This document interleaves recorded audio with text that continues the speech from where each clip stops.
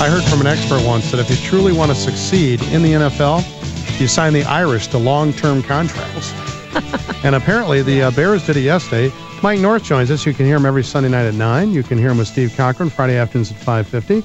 Watch his daily 30 and 5 video commentaries at 560WIND.com. Good morning, Mike. Voting. Voting.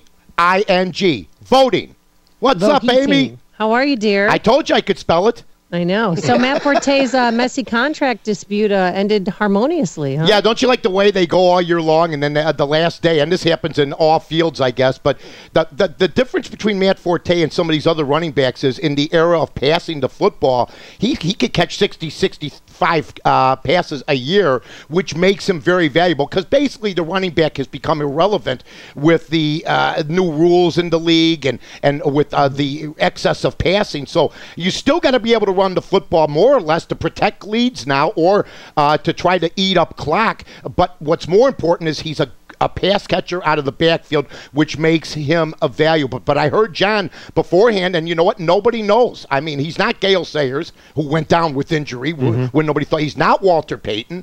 He's not some of the great running backs. He was great coming out of Tulane. But, John, I'm on your side on this part where he did get hurt last year. Yeah. And then he come back for the Pro Bowl. But you and I could have played in the Pro Bowl. Nobody did anything. Yeah. It was a touch football game. It just seems to me every time you sign a running back, in football or a pitcher in baseball to a long-term contract, here we go, they're injured. Well, Chris Johnson was supposed to be the greatest runner since Earl Campbell, and last year he signed that big deal with the Titans and didn't do anything. He got hurt, he was dinged up, he started playing better at the end. But you're right, it depends on with a running back. You need so many other things. You need a quarterback that can give you the ball. You need a great offensive line that's going to give you some pop. But the thing I like about Forte before the injury was that he could break tackles and that he was resilient and that basically he never had any issues. He does have a small issue. Will he be able to bounce back from the injury? He wanted to come back for the Pro Bowl to let people know he was okay. The people that had to know were the Bears. They decided to give it to him. They had nothing better going for them at the position. So, you know what? Good for him. But, I mean, everybody knows. I mean, when you're stressing out, he stressed out for about 6 months, and it became public, and it got a little messy, but all's well that ends well.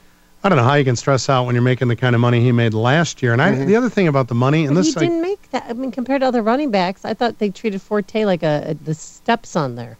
I wonder why they always have to announce the cash that's involved. I don't know if it's the agents that leak that out or the media finds out, a journalist or the Bears. I mean, because I think it drives your fan base away when you hear about a guy guaranteed $17 million. What's the total contract? 31. Yeah, 30. Yeah, and you know what? Here's the deal.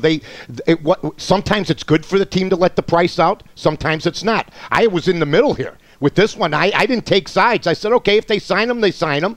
If they didn't sign him, he went somewhere else. I wouldn't cry about it. I think that the Bears may be able to go out and get somebody else. But he put himself in a position where he can demand some dollars. But you know, John, you could have money in the bank, and if you're not going to work next year or you don't know where you're going to be, you are going to stress out no matter what because you have your name out there, you have your brand out there, and you have to be viable in the NFL because if you take a year off or if you don't come back right away, you're gone the next year. Yeah, Tony Manrich, right? Right. I mean, there's been a lot of guys that have held out, and then all of a sudden you go, what happened to the guy?